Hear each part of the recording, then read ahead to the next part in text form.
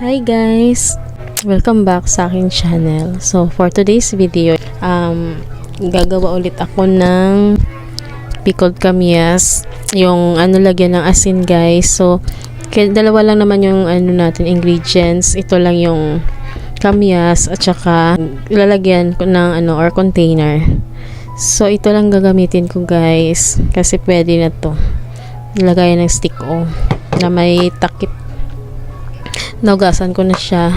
So yung ginawa ko sa kamyas, niwa ko yung dulo kasi nung nakaraan gumawa ako nito guys. So nung nakaraan hindi ko na siya pinutulan, nilagay ko na lang buo na may ganito, na may ganyan. So ngayon iniwa ko siya para manuot yung asin kasi nung nakaraan okay naman siya kaso parang hindi maano yung asin sa loob, sa labas lang. So guys, may nag-comment pala noon na bakit ko daw kinukutsara yung kamyas, sa pag daw kinukutsara ko hindi na lang kamayin. So ngayon is kakamayin ko na kasi nahiya naman ako guys. Kakamayin ko na. So simulan na natin. Ito na nga guys. Una, ito yung bowl. Ilalagay natin dito. Papasok ko.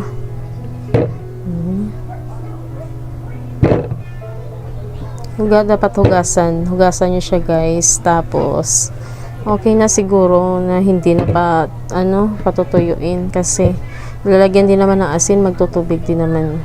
Yung iba, nilalagyan pa nila ng tubig. Pero ako, asin na lang. Ikaw lang sapat na. Siya. Asin lang sapat na guys.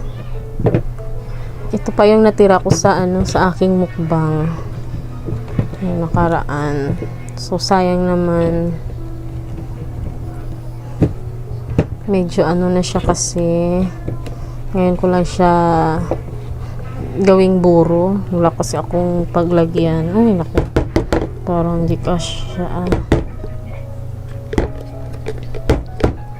Parang hindi siya kasya guys. Baka hindi na maano to. Kailangan natin pagkasyahin.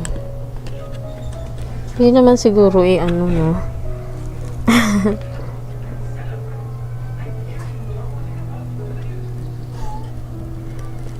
Para lang magkasya. Lagyan pang asin. Yung iba nilalagyan pa ng tubig. Pero ako hindi na. Yun, ito na lang. Ayan. Okay. Madali lang naman magburo ng kamyas.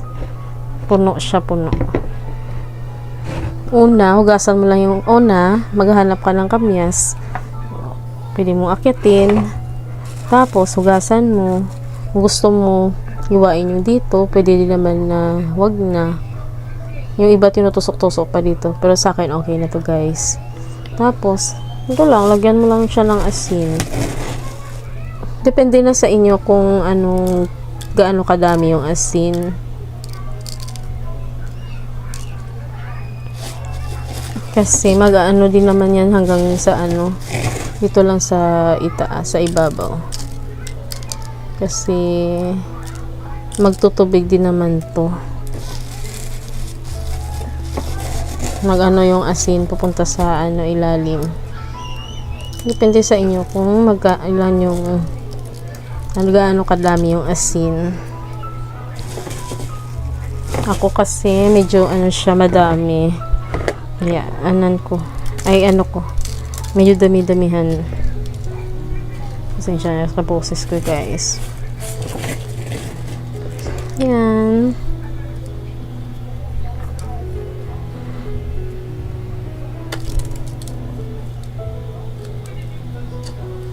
Dapat sana nilagyan ko doon sa loob para maano. Hindi ko na nalagyan.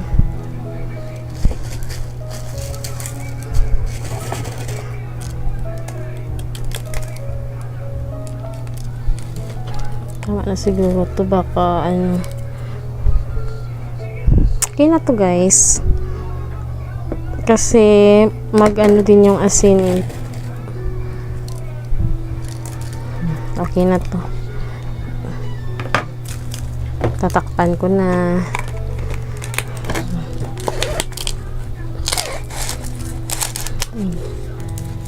Takpan ng maigi. Aray ko. Ayan. Okay na to guys. Mga 2 days siguro pwede nyo nang makain. Ito lang. Bye. Ito lang. Ganyan lang ito. Para manuot yung ano.